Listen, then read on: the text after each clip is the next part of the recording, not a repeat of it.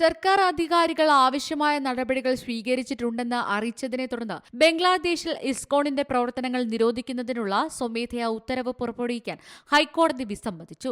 ഇസ്കോണിന്റെ സമീപകാല പ്രവർത്തനങ്ങളെക്കുറിച്ച് സർക്കാർ സ്വീകരിച്ച നടപടികൾ അറിയിക്കാൻ അറ്റോർണി ജനറലിനോട് കോടതി ആവശ്യപ്പെട്ടിരുന്നു.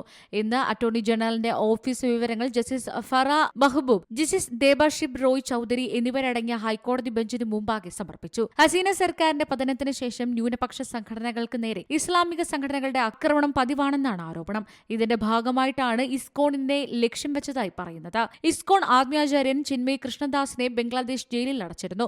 രാജ്യദ്രോഹ കുറ്റമാണ് ഇയാൾക്കെതിരെ ചുമത്തിയിരിക്കുന്നത്. ദേശീയ പതാക അപമാനിച്ചെന്ന കുറ്റത്തിനാണ് ഇയാളെ അറസ്റ്റ് ചെയ്തിരിക്കുന്നത്. ചിന്മയ്ക്കൊപ്പം 18 പേർക്കെതിരെയും കേസെടുത്തിട്ടുണ്ട്. ഇതിനെതിരെ വ്യാപക ആക്രമണമാണ് ബംഗ്ലാദേശിൽ അരങ്ങേറുന്നത്. ചിറ്റഗോങ് കോടതിക്ക് പുറത്ത് നടന്ന പ്രകടനങ്ങൾ അക്രമാസക്തമായതോടെ ഒരു അഭിഭാഷകന് ജീവൻ നഷ്ടമായിരുന്നു. National desk, Zee Malayalam news. ഏറ്റവും പുതിയ വാർത്തകളും വിശേഷങ്ങളും വിരൽത്തുമ്പിലറിയാൻ സി മലയാളം ന്യൂസ് എല്ലാ ഡിജിറ്റൽ പ്ലാറ്റ്ഫോമുകളിലും ലഭ്യം.